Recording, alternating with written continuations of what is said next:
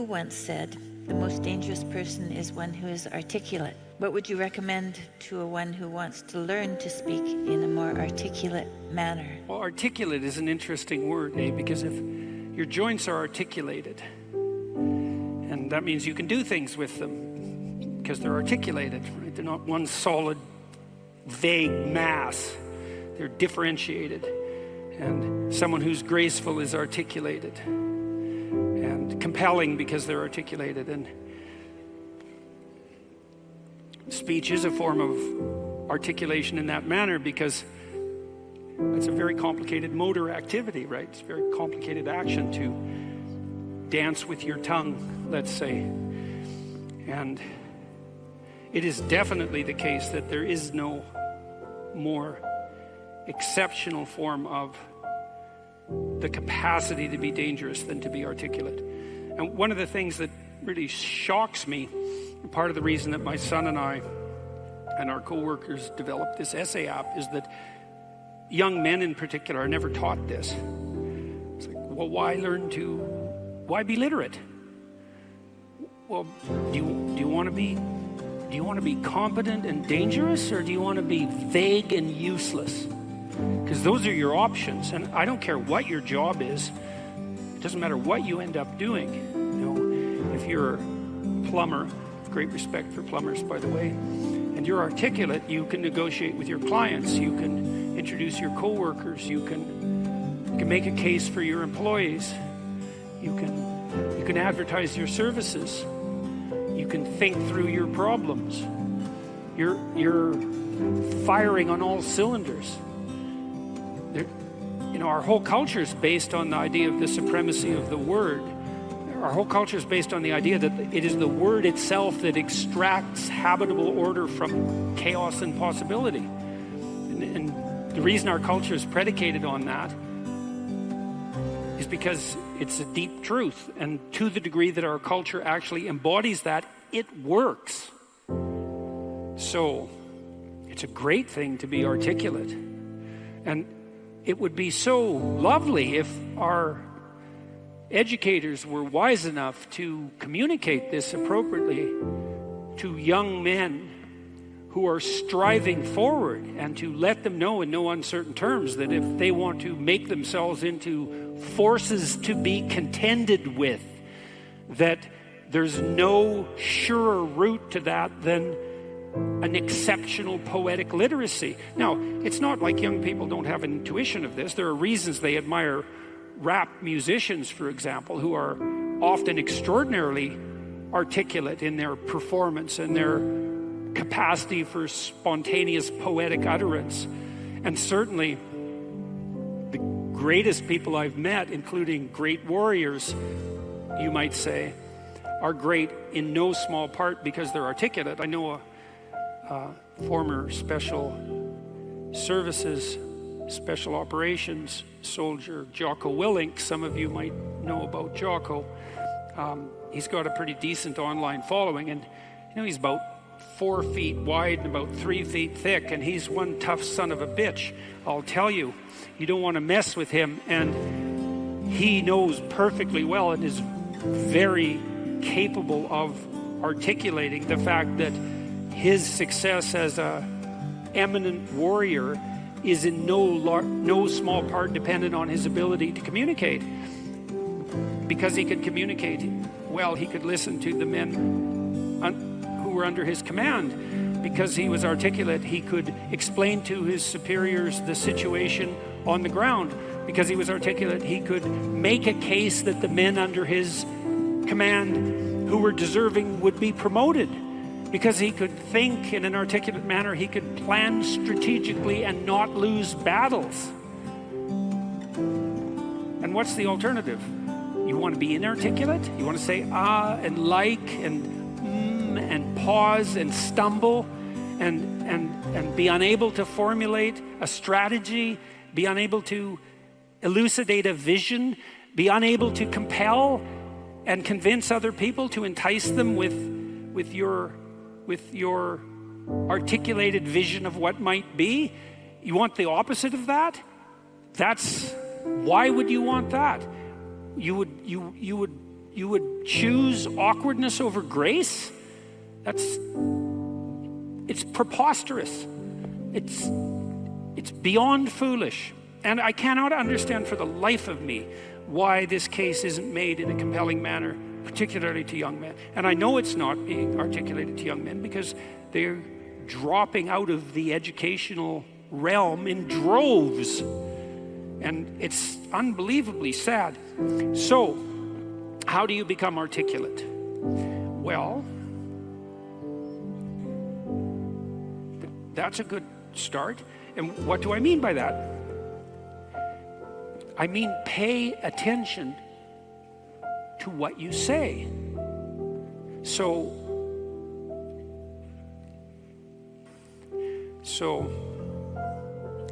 imagine that you're trying to walk across a swamp, and the swamp is murky. But you know there's a path. You know there's a path of stone under the water, but it twists and moves.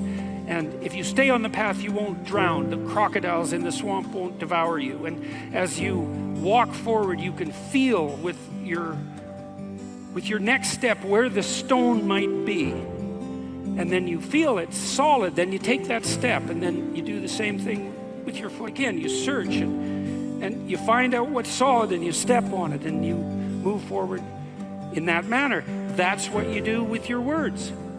It's the same thing. You feel, and you feel, is this the right word? Is the fact that I'm uttering it putting me together and making me intact and stronger, or is it tearing me apart and making me dissolute and weak? And you can learn to do that. I learned this in part from reading Carl Rogers, who's a great clinician. And Rogers believed that the integration of language and action was a necessary precondition for operation as an effective clinician. And that one of the things that your clients would be evaluating you for was that capability. And you might say that someone with that capability manifests themselves as genuine and trustworthy. And more than that, I would say also as compelling and interesting, although that can be gamed. But the entire combination that emerges out of the domain of articulate communication can't be gamed. It's not easily. You feel your way.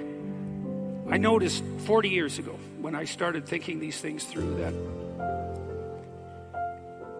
much of what I said actually made me feel weak. I didn't know why exactly, but sometimes some of the things I said didn't have that effect.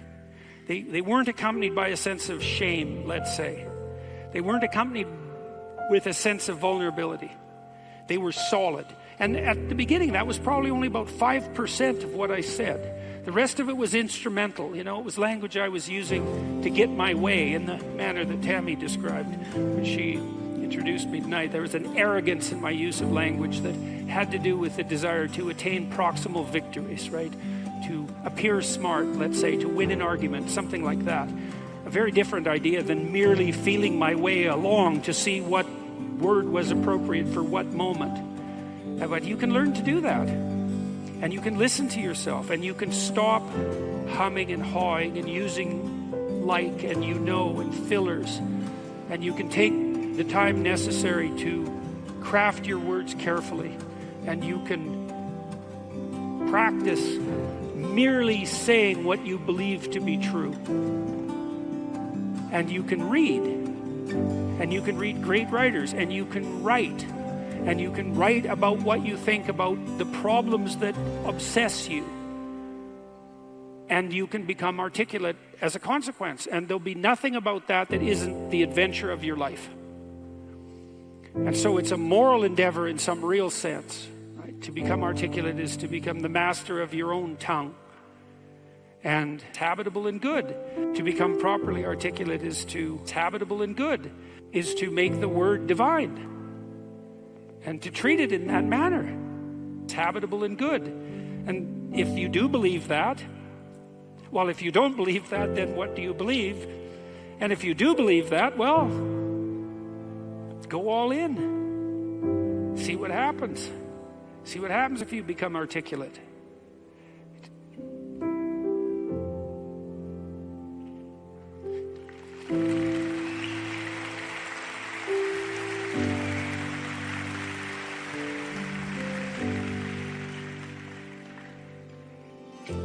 I'll give you one more small example. Tammy touched on this in the introduction too. She said she'd learned to pause. You can pause. It's a prayerful pause in some sense. When you're in a discussion with someone, you can ask yourself, they might present you with a question or a conundrum or a proposition. And instead of responding with what you know to be right, so to speak, you could just ask yourself, what do I actually think about that? But it has to be a real question. It has to be the kind of question that you pose to someone you didn't know. It has to be a question predicated on the idea that you might not know who you are and that you could ask. And so someone will present you with a question, you think, okay. But you have to want to know the answer, and then the answer will make itself known, because that's how thought works, and then you can just communicate that answer. And if you do that, you'll be interesting right away. You'll be interesting to the person that you're talking to. And if they do that to you, they'll be interesting too. And then if you both do that, you'll have an interesting conversation. And if you have an interesting conversation, you'll both grow as a consequence. And that's actually the pathway to growth. And you just wait. You can wait.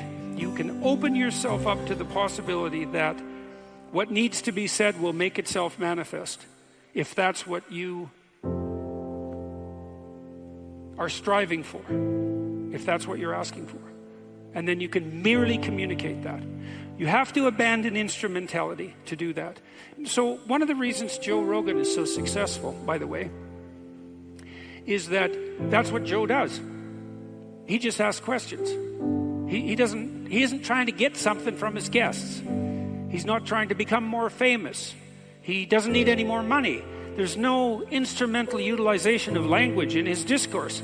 He's just a humble lunkhead, in the most profound sense, who would like to know more than he knows, and who asks all the stupid questions he can think up. And it turns out that he's actually very, very smart and very well educated now, after talking to hundreds and hundreds of people and listening.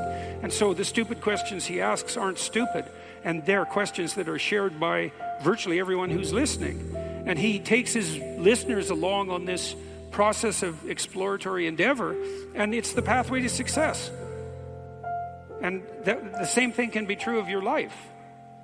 The pathway to success is much,